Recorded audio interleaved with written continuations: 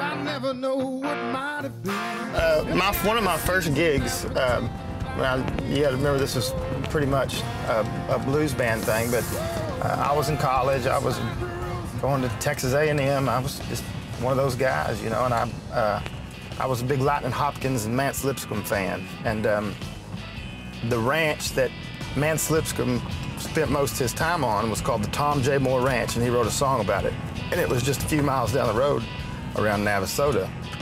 And we found out that there was a juke joint, and I don't use that term loosely, I don't throw that around. It was a juke joint out on this ranch called the Big Wheel.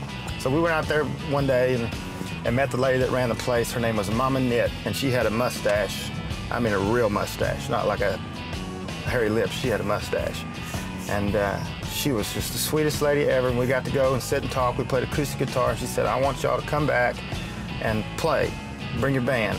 And so they set up a big cookout and big spread, and there were maybe 100 folks there, and of course us three were the only white boys out there.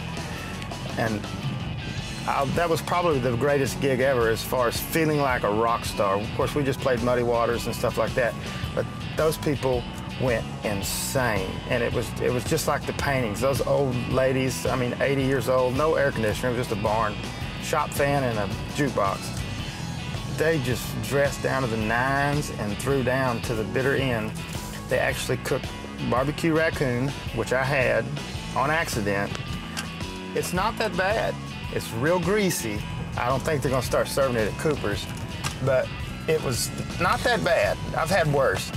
You know, those kind of experiences, those kind of places, I don't know. I mean, you could count that on one hand how many places that are like that left in the world. Mama Knit would tell a story. She had a foul mouth. I had a plug of Levi Garrett. She took it from me, bit like 3/4 of it off, and then stuck it back in my pocket. She was something else.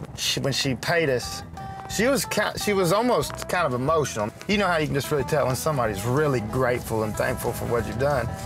And when we were walking out, she said, I can't really pay you. Something like, I don't really have a lot of money, but behind the counter, it was kind of like a concession stand. We just had boxes of candy, and she grabbed 2 handfuls of the double bubble gum and handed them to me, and then grabbed 3 40s of some kind of beer and put them in a sack and handed them to me and said, you know, thanks. And today, that's still my most memorable payday.